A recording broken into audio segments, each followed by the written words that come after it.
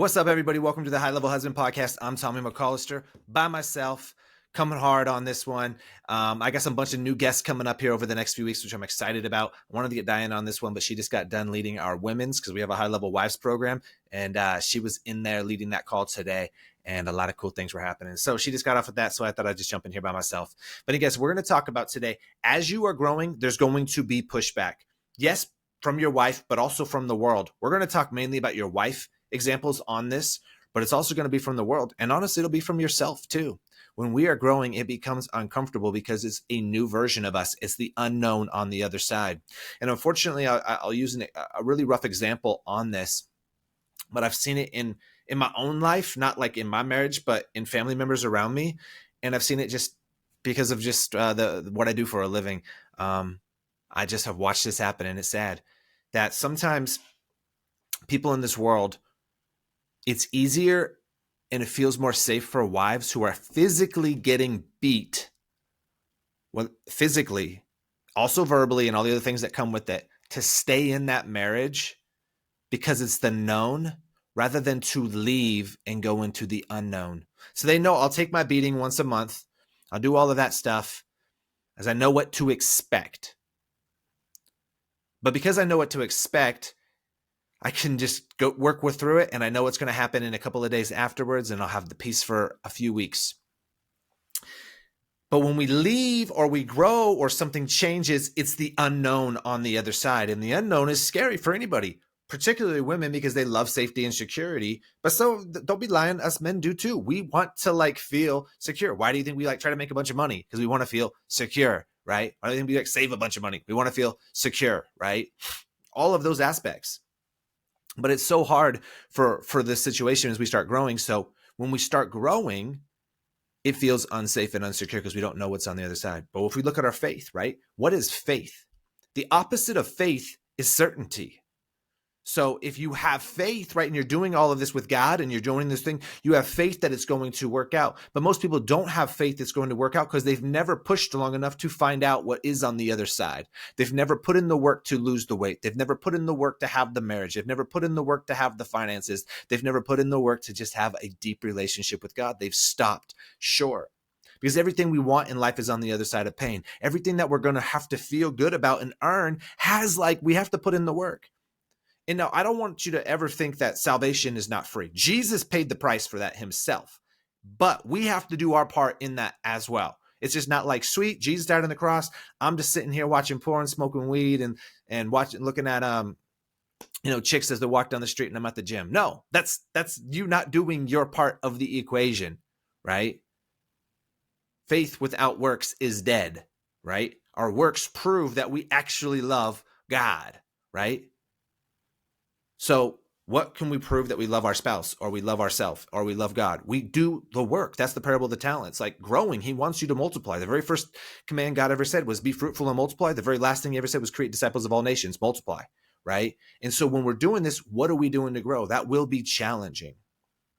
And so because of that, we've seen this with so many different people, is as you start growing, your spouse will start pushing back.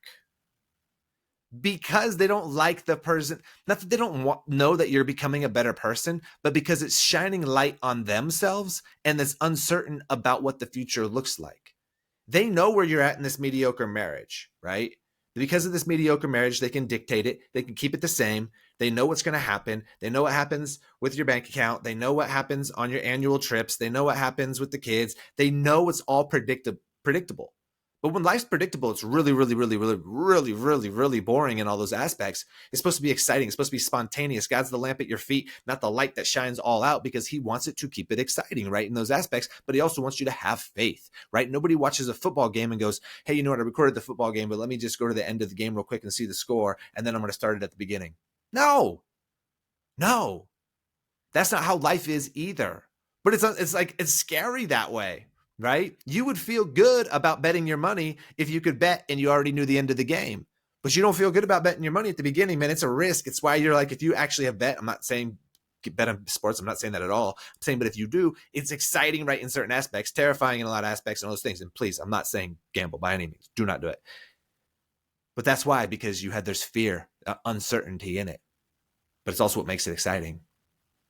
The cool thing when you're following God and he tells you to move, there should be no fear, just exciting. That doesn't mean you're not going to have to go through hard things to get what he has for you. But if every single promise in the Bible is for you, is for your wife, is for me, is for my wife, is for my kids, is for your kids. Every single promise, if we love God. That's what Romans 8:20 says, is 8:28 says, God works all things together for good for those who love him, for those who love him. So if you don't love him, he's not going to work all things together for good. So when you're doing these things and your wife starts to push back, most men get frustrated. Well, I'm doing this for you. I'm becoming better. I'm doing all these things I'm supposed to be doing. Why aren't you noticing?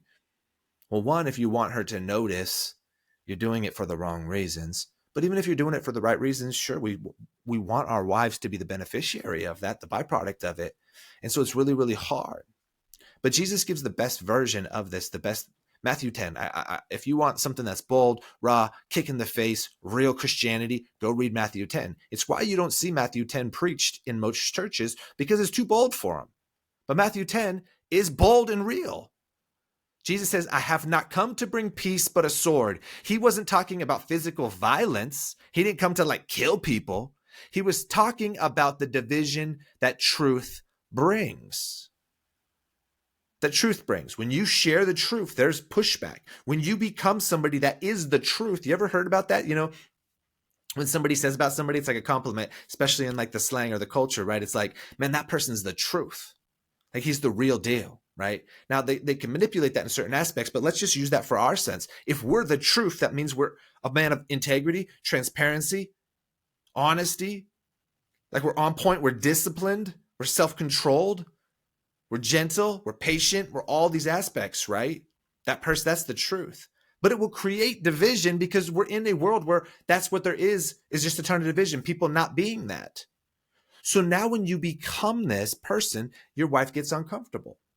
Because Jesus in Matthew 10, he also talks about that there will be a father against son, a mother against daughter, a daughter-in-law against mother-in-law, that the household will be turned against each other. That is hard to hear. It's like, what? Well, no. He doesn't want you guys against each other, but he's saying you must follow me. I am first in your life. And when you actually put Jesus first in your life will change. You'll be a different person. That doesn't mean you're boring, wearing khakis, and sipping coffee with your bifocals on. No, not at all. And if that's who is your authentic self, awesome. But what it does is it brings a fire inside of you that's so contagious that the whole world can see. When I do speeches, I always end them with this line right here, and it's from a Micah Tyler song. And this song goes like this. I want to be different. I want to be changed till all of me is gone, and all that remains is a fire so bright the whole world can see that there's something different. So come and be different in me. We got to be different, guys. When you become that, when you die off and you say, Christ, come be different in me, your light will be so bright that the whole world can see. But most of us can't even get our wives to see, right? Not put me in that category, because it used to be that way, but not anymore. So how's the whole world going to see? But it starts with your wife. It starts with you seeing yourself. But it will create division because truth does bring that. So when your wife questions your motives, when she says she liked the old you, when she pushes back on your new discipline and leadership, don't be shocked. She liked the old you because it was a predictable you. Just as I said, the wives who was getting beat likes that version of the unknown of going out on their own. She don't like the old you. You don't like the old you, because if you like the old you, you wouldn't be growing. And if she liked the old you, you wouldn't be growing, because your marriage would be so on point that you wouldn't have the pain point there. But what does God do? He allows that pain to be in your marriage, because your marriage is there for your holiness and not for your happiness. And when you get the holiness, the happiness is a byproduct of it. But so there's division in the marriage. It's like, well, everybody just argues. Everybody does those things. Why are you trying to be like everybody else? And why are you trying to be the normal? We become the byproduct of normal. I was listening to a sermon today, and I actually heard a cool analogy, and I'm going to use it on you guys right now. What happens to bath water when you have it in a bathtub? It eventually loses its temp and goes lukewarm. Why? Well, typically because we're in a house that has controlled temperature. And so whatever our controlled temperature is in the house, water will go down to that. The bathtub itself is at a controlled temperature. It'll go down to that, right? So it's controlled by its surroundings.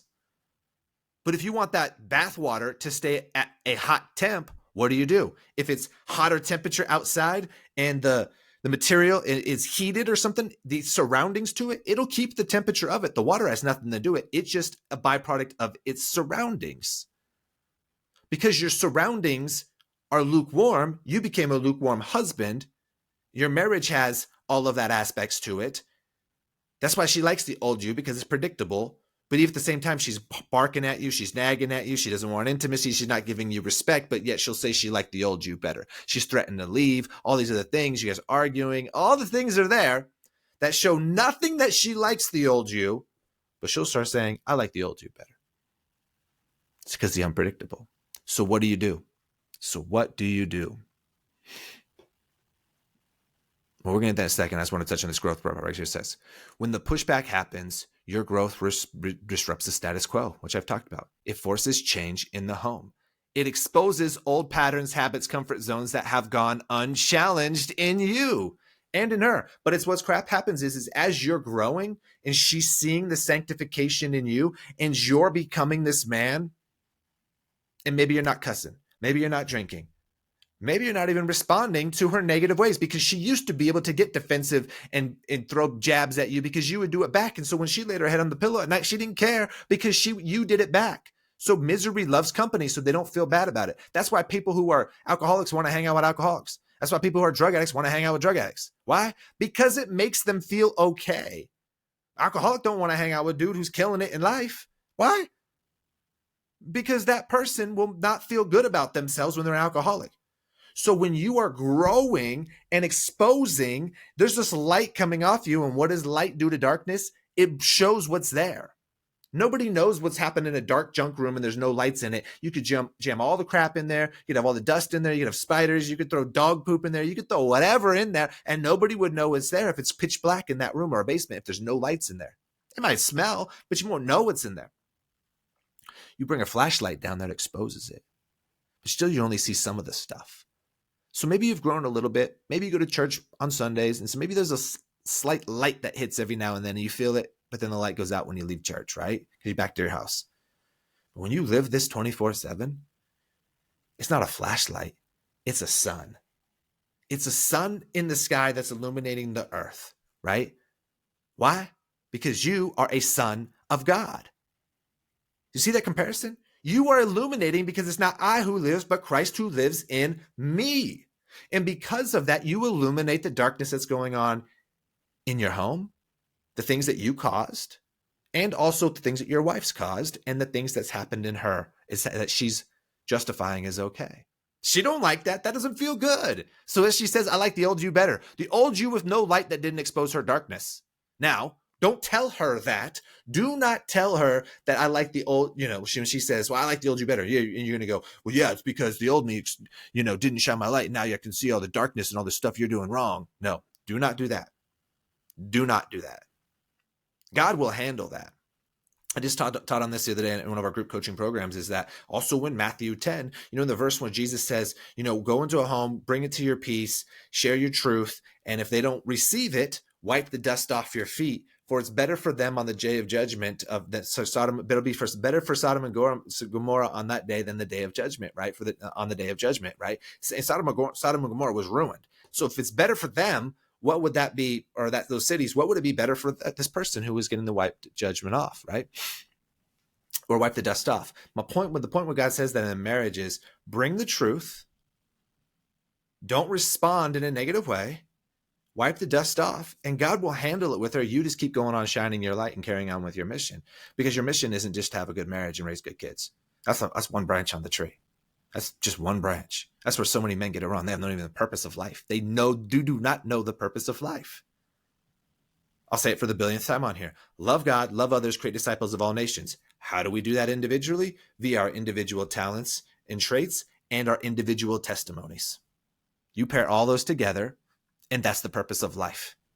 It's really awesome. Purpose of life is in a 401k plan and an insurance plan and making sure your kids go to the nicest college and play on all the travel sports. That's just nothing on that in the Bible. Is there something wrong with having insurance and some and a 401k savings? No, not by any means. Not to sell your soul and get rid of your purpose for your life. No, that's what most people do. I guarantee that probably only 98% of people in the world actually do that. So 98% don't do what they are created to do by God for a living. But 2% probably do, if not less than 2%, because only 4% of Americans, 64% of Americans are Christians, so-called. Only 4% actually follow, right? So imagine how many people are actually not doing. So if they're following God, out of that 4% are they actually doing their purpose for their life, like of what they're supposed to be, God created them for? I'd probably say 3%. So we're at a pretty low number. Let's just put it that way. So then when you break it out of the 100%, that brings it down to 2%, right? So anyways, math, I'm getting off the point here. So it's going to expose those dark things in your wife, and she don't want to see those things because then she has to face them. That's why she overeats. That's why she drinks wine and watches The Bachelorette. That's why she doom scrolls on social media. That's why she's trying to take the power role in the house. That's why she has the kids first. It's because she has darkness that's going to be exposed to light. Your job as the husband is to expose your wife's light, the darkness. Your job as a husband is to let your light shine so bright that exposes the darkness in your wife. Not via your words, but because of who you are. Not by you telling her, you need to stop drinking wine and watching The Bachelorette and you need to get yourself in a Bible study. That is the truth. I'm at a spot in my life where I could tell something like that to Diane. She just don't do those things because my light shines so bright. That's the truth. That's your job as a husband, to let your light shine so bright that it exposes darkness in your wife. It's the whole purpose. That's leadership. When you're the light, what will happen? They can follow your lead because you are illuminating the path. But if it's dark, they can't walk on the path. So what do they not want to do? Walk, because they're stuck. Ain't nobody trying to walk in the jungle in the middle of the night with no light. Heck no. Or by the edge of a cliff. Because this life is walking next to an edge of a cliff. It's the blind leading the blind off the cliff. Read the verse. Well, how do you not be blind? Not being one of those people who's blind leading the blind. You become a person who's illuminating your light so much that yes, you're walking next to a cliff that the world's trying to get you to fall off of and join all the rest of the multitude of people who've fallen off the cliff because they're blind leading the blind. You can illuminate the path for your wife. She'll follow. At first, might be kicking and screaming, not wanting to, say it's not safe and all these other things, realizing that she's going to fall off the cliff without it. That you'll have the light to walk it. And why do you have the light? Because Jesus says what? He is the lamp for your feet. He's the lamp for your feet. So he's the lamp for your feet. And because of that, she's following your feet, which is your leadership. You see how that works out? You see how that works out? And I know, guys, I get passionate about this stuff because I'm tired. I'm sick and tired of culture ruining marriages. I'm sick and tired of people settling and staying the same. I'm sick and tired of women being sex trafficked because men want to pull down their pants and tug on themselves while they watch porn and think it's harmless.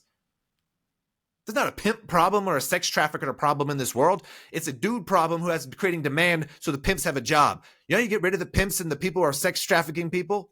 Get rid of the demand. How do you get rid of the demand? Get to the men's hearts. And if you watch porn, you're sex trafficking those women. And I hope that hurts. Do I watch porn? No. It's been years.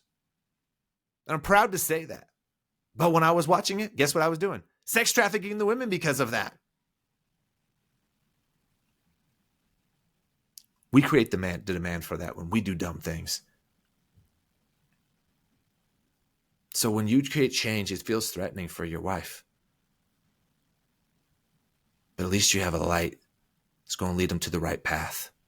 And eventually, as they start seeing themselves come out of the dark jungle and into the right thing, away from the cliff, good things, so they'll start to trust when they're watching everybody in this world fall off that cliff.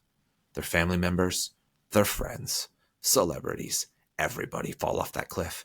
When all of a sudden they realize their husband and themselves didn't fall off that cliff, they'll be grateful. But when they fall off the cliff with everybody else, they think it's normal. They think it's normal. Everybody else falls off the cliff. Everybody else watches porn. Everybody else drinks. Everybody else has crappy marriages. Everybody else argues. That's what's wrong, is everybody thinks it's normal. Isn't that what's crazy? But yet if anybody says, we don't argue in marriage, that sex should get better as you get older, health and fitness should get better as you older, they go, oh, that's crazy. They roll their eyes and they bat their eyelashes at it. That's crazy. But for some reason, being obese on antidepressants, arguing, and divorce rate where it's at is normal.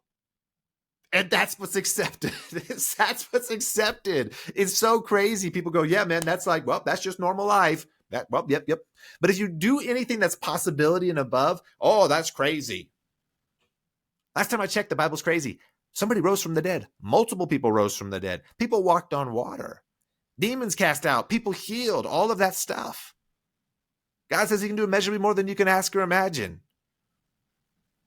But that's not reality when we hang out in this world on the cliff with no light. So yes, you're going to get pushback.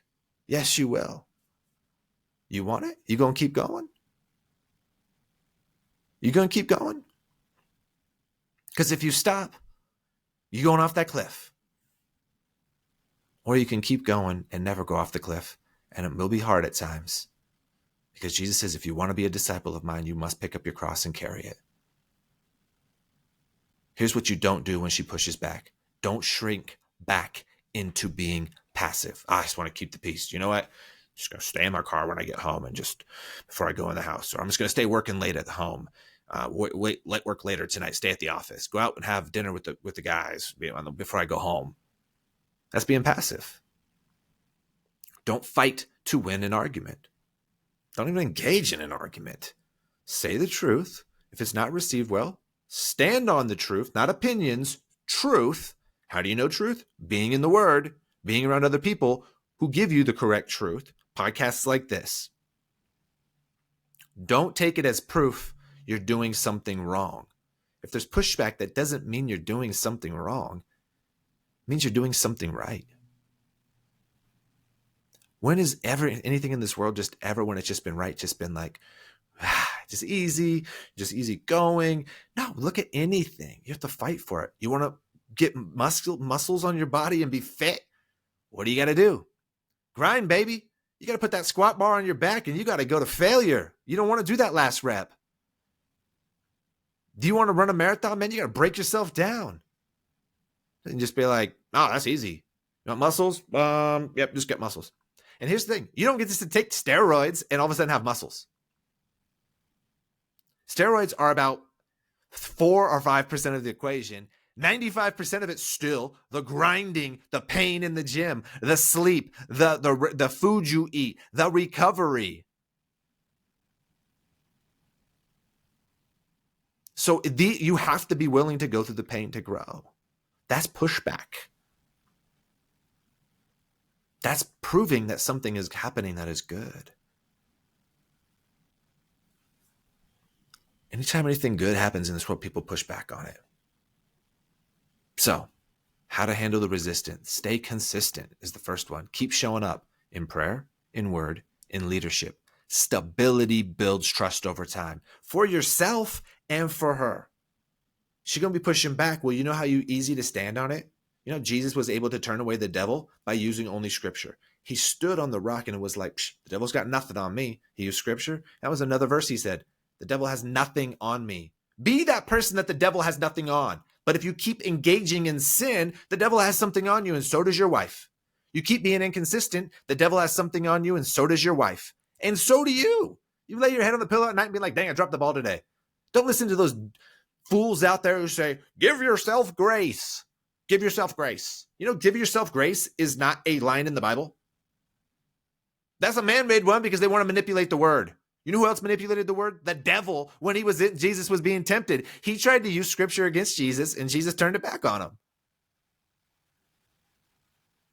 Give yourself grace. No, that's basically saying, devil, here I am. I'm available for you because I'm weak, inconsistent, and passive, and base my decisions on my emotions and feelings and not my commitments. That's what it's saying. Stay consistent. Then nobody will have anything on you. Nobody will have anything on you. You know how many times I would lay my head on the pillow at night and just be like, dang, I should be doing better today. Oh, and I get up and take a leak in the middle of the night and I go, man, drop the ball. Okay, but tomorrow I'll do better. Then I wake up in the morning and be like, ugh, I knew it was ahead and I knew what I dropped the ball on yesterday. It's on a roller coaster. You know how many times I lay my head at the pillow that night and I go to bed a champion? Every night. Every single night I go to bed a champion. You know what happens? I wake up in the morning, I wake up a champion. And you can too, by doing everything you say you're going to do. Do it all. You have full control over that. You have 100% full control. Nobody else has control of it but you. But you. You control that. Next, lead with love. Correct with patience, not arrogance. Serve her in tangible ways so she sees your leadership as protection, not control. You be that person who's consistent. She sees you doing all of the stuff in your word and all of that. Boom, you're good. Did the last podcast on basically what it was like, let your wife see you. Don't tell her. That was Jesus when he healed the person. He said, don't go and tell them, show them. Show them, but don't go and tell them. Number 3, communicate your vision. Explain why you're making changes. Connect it to the bigger picture you desire for a Christ-centered, strong marriage, but what God's actually called you for in life. Explain Mark 12:30, where it says we're supposed to love God with all of our heart, all of our mind, all of our soul, and all of our strength. That's the number one commandment. He says it's the number one commandment. That's not a suggestion. It's a commandment, so it says do it. All. And going to church on Sunday is not all. It's not. That's like saying, man, I'm all about this fitness life. So about it, bro. And on one day a week, you go for a walk and you have a salad. And you're like, Bill, I'm about this life. But the rest of the week, you don't do any darn thing. You're not about that life. You're not even a hobbyist. You're barely doing anything. You have to show that this is about this, that you're leading that commandment. This is why, babe. This is why I'm doing what I'm doing, because I'm going to be vulnerable and real with you. I really didn't know my purpose in life. I'm stressed. I'm unfulfilled. I'm no joy. Our marriage is struggling. I feel like I'm dropping the ball as a dad. I'm just grinding away just so I can retire one day and have some money, and I just feel dead on the inside. That's not doable for me anymore. Jeremiah 29:11 says, for I know the plans that I have, you declares the Lord, plans to prosper you, not harm you, plans for a hope and a future. Say that to her. I'm going to find out what God has in this life for me. Because I do that, it's going to find out for you as our family as well. And I'm the leader of this household. I'm taking this on my back. Because I'm the leader of this household, I'm going to become the best version of me. And if you don't like that will be changes in me, I'm sorry. But I'm going to become this because this is biblical. And God didn't put anything in the Bible for me to do this is going to ruin everything in my life. No, it'll be perfect for his story. Because he's not a part of our story. We're a part of his story. Have you ever noticed that? His story. History. We're a part of his story. He's not a part of ours. We're a part of his. But he does want to co-create with you. But you got to do your part. But you have to share your vision of why you're doing this. Stick to the guns. Because if it's just like, well, I want more sex. Because most wives are going to think you just want more sex. Or you want more respect. Or you want whatever. You want to get more promotion at your work. No. I care less about any of that. The only reason I'm doing this is I'm supposed to be this person. Bless, don't battle is the next. Don't turn her pushback into a verbal war. Meet resistance with encouragement, not more resistance. Be like, I get it. I feel you. Things are changing. That's unstable a little bit for you right now. But I'm telling you, I'm on the inside feeling more stable. That's why we share quality time. Which is why you let her know in on what's going on, what God's doing in the Bible for you, what's happening inside of you, how your feelings are changing, all this stuff. That's vulnerability. That's real. That's not complaining. That's not being weak. And if she wants to use it against you, who cares? You know the truth. People online always want to tell me and Diane, you guys have a fake marriage. You guys probably hate each other. You probably sleep around. You probably do all this stuff. And it's like, Okay. You can say whatever you want, dude. I know the truth. So I care less what you think. I know the truth. I know the truth. Guess what, guys? Today's my 19th anniversary. We've been getting together for 26 years total. Today's our 19th anniversary. Today. It's only getting better, guys. It's only getting better. I know the truth. I care less what anybody says online. But if I care, that shows I care too much about their approval and not God's approval. Galatians 1. Are you seeking the approval of man or seeking the approval of God? But I don't care about the approval of man because I know the truth, though. So let it be your truth. Last one, let God work. You are not the Holy Spirit. You plant, you water, but God brings the growth in her and in you. You are not her Holy Spirit. You be you. Become your authentic self, who God's creating you to be. Because of that, God will take care of the things for her. That's what I was talking about in that voice or that verse earlier when he says, like, wipe the dust off your feet, for it's worse for Sodom and Gomorrah, right?